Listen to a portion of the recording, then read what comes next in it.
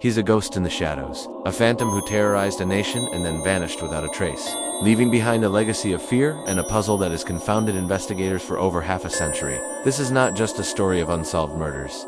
It's a deep dive into one of the most mysterious and chilling unsolved cases in American history. The terrifying reign of a killer who called himself the Zodiac. He played a macabre game with the police and the public, taunting them with cryptic letters and ciphers, promising that his identity was hidden within their complex designs. His crimes were brutal, his motives were opaque, and his persona was that of a theatrical, attention-seeking monster who reveled in the panic he created. The Zodiac Killer didn't just take lives. He methodically constructed a myth around himself, a dark legend that has grown more potent with each passing year. The manhunt for him was one of the largest and most complex in the annals of American law enforcement, drawing in federal agencies, local police departments, and an army of amateur sleuths, all desperately trying to unmask the man behind the chilling cross-circle symbol. Yet, despite thousands of suspects being investigated, countless leads pursued, and decades of relentless effort, the case remains stubbornly open, a gaping wound in the nation's psyche. The Zodiac's shadow looms large over the sunny hills of Northern California, a constant, unsettling reminder that a monster once walked among them,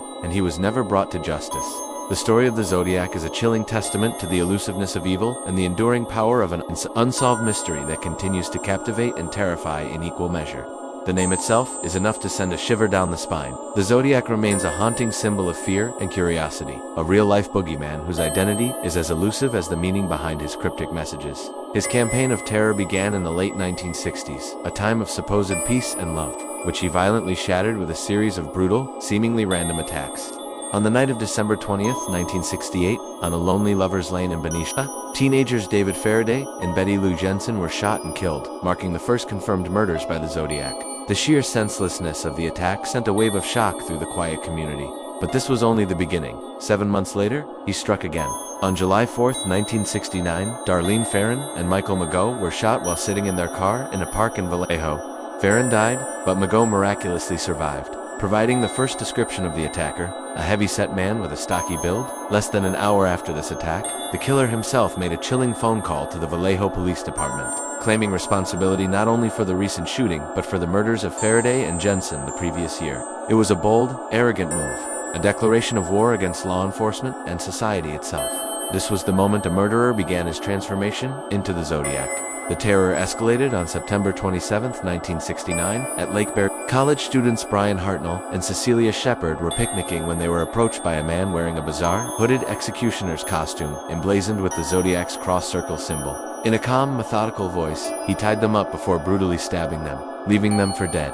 Shepard succumbed to her injuries, but Hartnell survived, providing another harrowing account of the killer's cold, calculated cruelty. The theatricality of the costume was a terrifying new element, suggesting a killer who was not just committing murder, but performing it. His final confirmed murder was that of a San Francisco cab driver, Paul Stine. On October 11, 1969, this time, the killer acted in the heart of a bustling city, shooting Stine in the Presidio Heights neighborhood. In a shocking blunder, police who responded to the scene briefly stopped and spoke to a man matching the suspect's description, but let him go because the initial radio dispatch had mistakenly described the suspect as a black male. The Zodiac later mocked this very mistake in one of his letters. The randomness of the victims' couples and cars, students at a lake, a lone cab driver created a pervasive sense of dread. No one felt safe. Anyone, anywhere, could be next. This unpredictability was the Zodiac's most powerful weapon, turning the entire Bay Area into a landscape of fear. He was not just a killer. He was a phantom who could strike at any time, then melt back into the anonymity of the crowd, leaving only carnage and terror in his wake. The mystery was no longer just about who he was, but what drove his insatiable need for chaos and attention. Even after more than 50 years of relentless investigation, countless theories, and promising suspects who were ultimately cleared, the chilling truth behind the Zodiac mystery is still unknown. The killer's most enduring legacy is the series of taunting letters and ciphers he sent to Bay Area newspapers, including the San Francisco Chronicle. These letters, often beginning with the eerie salutation, "This is the Zodiac speaking," were filled with boasts about his crimes, threats of future violence, and intricate coded messages that he claimed held the key to his identity. The first and most famous of these, the Z408 cipher, was solved within a week by a schoolteacher and his wife, Donald and Betty Hardin. Its decoded message was a disturbing, rambling confession that revealed the killer's twisted motive. He was collecting slaves for the afterlife. This glimpse into his psyche only deepened the horror. However, his most complex and infamous cipher, the Z340, remained unsolved for 51 years. It was a tantalizing piece of the puzzle that obsessed codebreakers and detectives for generations. Finally, in December 2020, a team of amateur cryptographers from around the world, including American software engineer David Oranchuk, Australian mathematician Sam Blake, and Belgian programmer Jarl van Eyck, announced they had cracked it. The message, however, offered no name, no definitive clue to his identity. It was more of the same chilling defiance. I hope you are having lots of fun in trying to catch me. I am not afraid of the gas chamber because it will send me to paradise all the sooner, because I now have enough slaves to work for me. The list of potential suspects over the years has been long and varied, but one name has consistently remained at the forefront of public fascination: Arthur Lee Allen, a former schoolteacher with a history of disturbing behavior and a discharge from the Navy. Allen was the subject of intense police scrutiny. He lived in Vallejo, was in the vicinity during some of the attacks, and was identified by the survivor Michael Mageau from a photo lineup years later, though Mageau's certainty was questionable.